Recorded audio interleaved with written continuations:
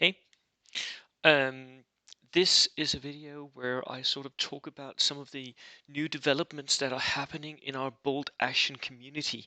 Um, they are interesting developments, but there are at the same time developments that I think and I know a lot of people will be worried about. Um, so, but let me just talk you through what is happening first, and then we can sort of have a discussion about the worries that could be behind this project and the potential that could be behind this project as well.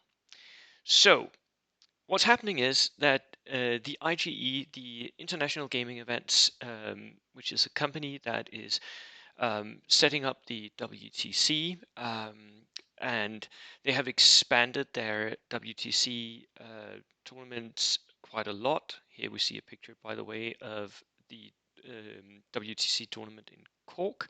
We see the Spanish winners, the Danish seconds, and the English third team. Me there in the center. So,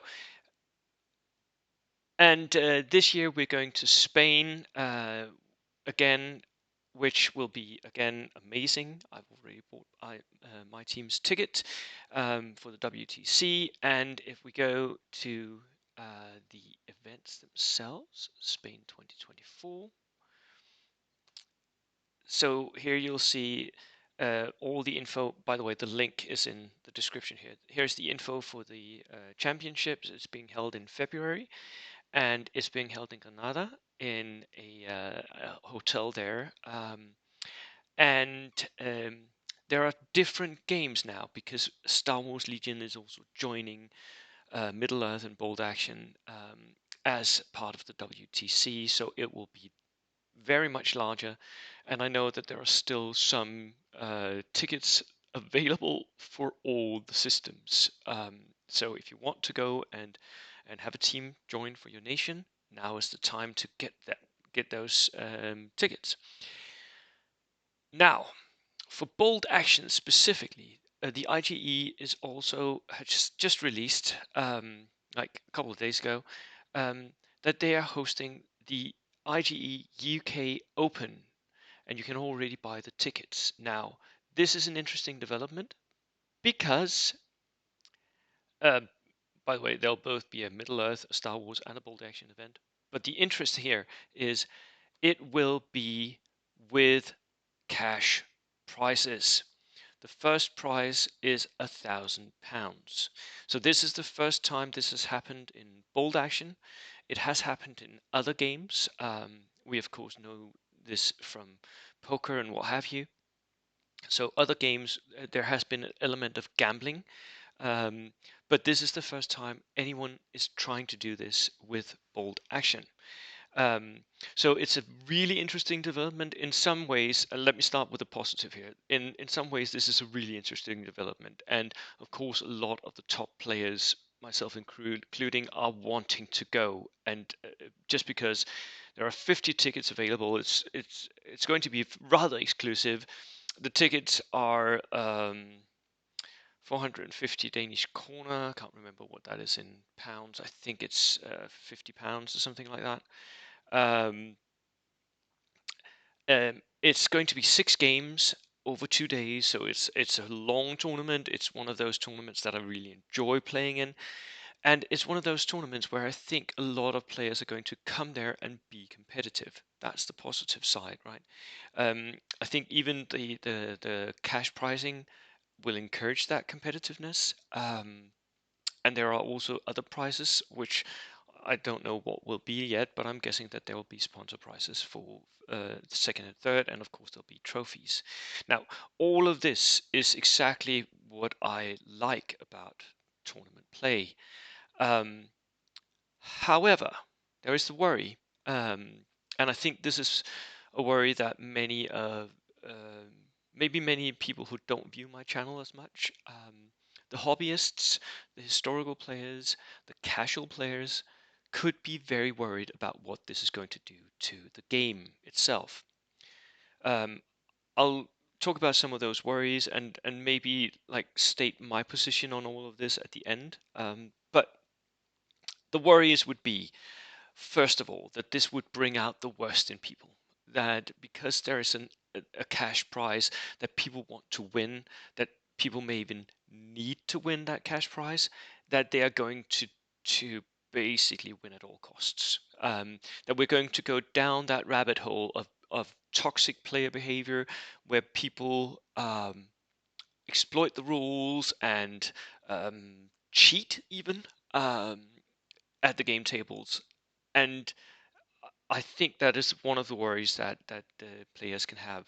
Um, there's also a worry that the rules are not as clearly written as they need to be in order for there to be cash involved in this.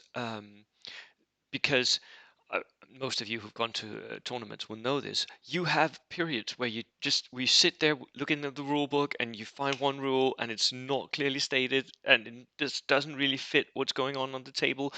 What do? You call over a TO or someone who knows more about the rules and you have them sort of answer it. That's also why we often online have discussions about rules as written or rules as intended, because it's not the same. And sometimes you can really have serious doubts about that. And many people, I think, would want there to be very clear rules if you're playing for money. Um, so, so bold action is not necessarily a game system that's suited for this in some people's eyes.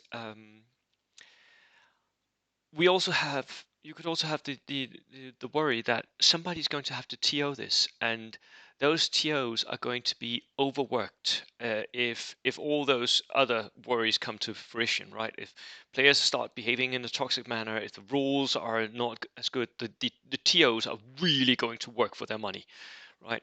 Um, so I'm really hoping that the IGE has hired some really good TOs.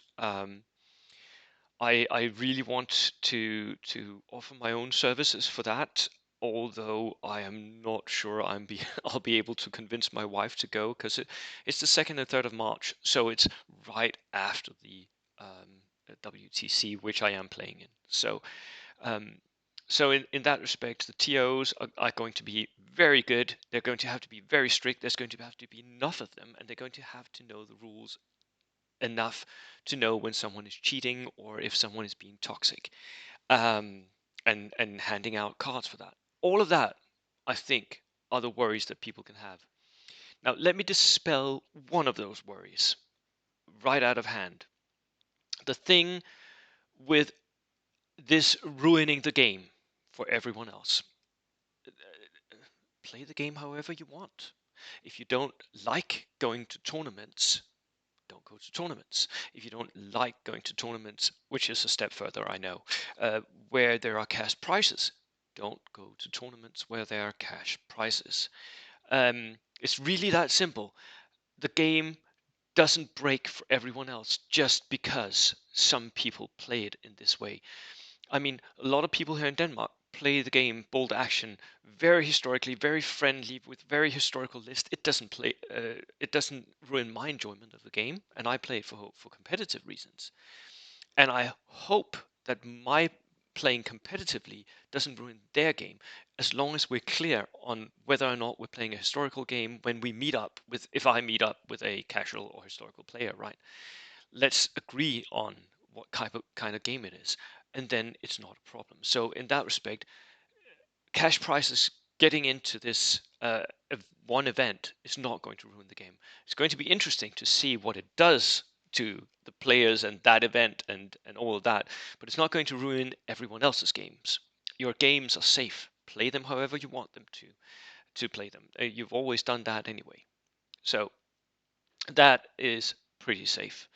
The rules, oh, I would wish that the 3rd edition came out ahead of this and that the 3rd edition was very well written, so we don't have a lot of rules discrepancies and things that doesn't really match up. Um, that could be a problem for this event, especially if there's money on the line, especially on the top table. I would think that the top tables in the last few games would need to have dedicated TOs for those tables that are very well versed in the rules and can sort of give rulings on the spot.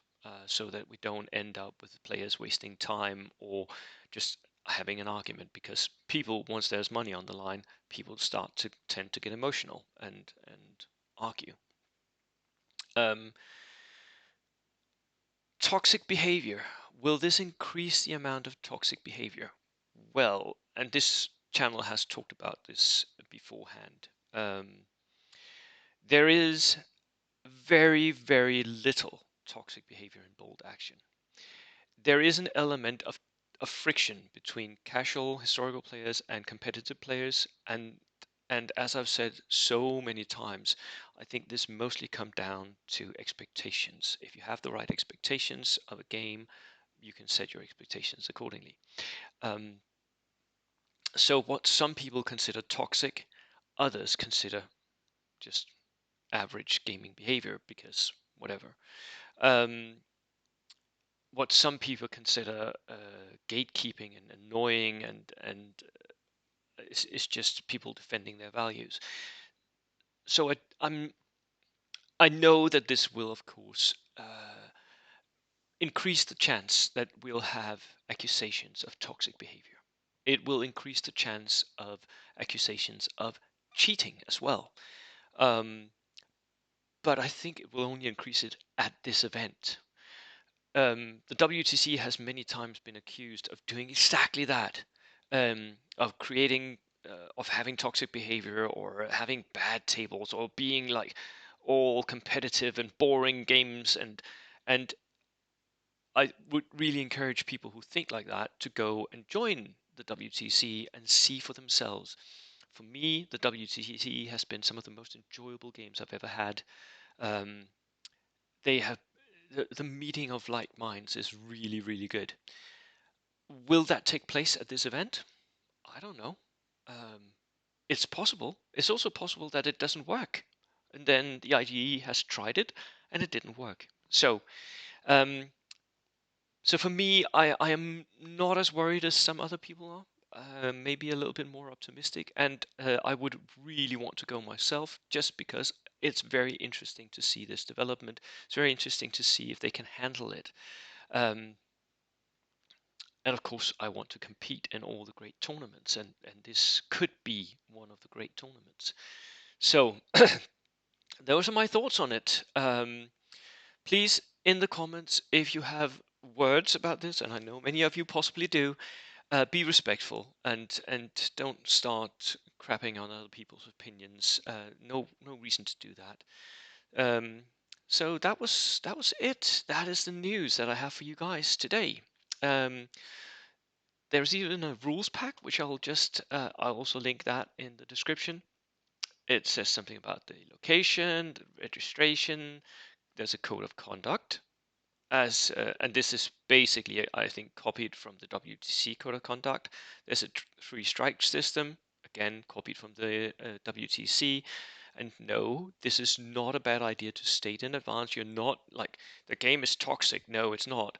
Not just because you're making a code of conduct. I have done this to all my tournaments. I do it in advance so that people will know that I am being strict. And that means that I have no breaches of code of conduct. Basically none. So it's always a good idea to have a code of conduct.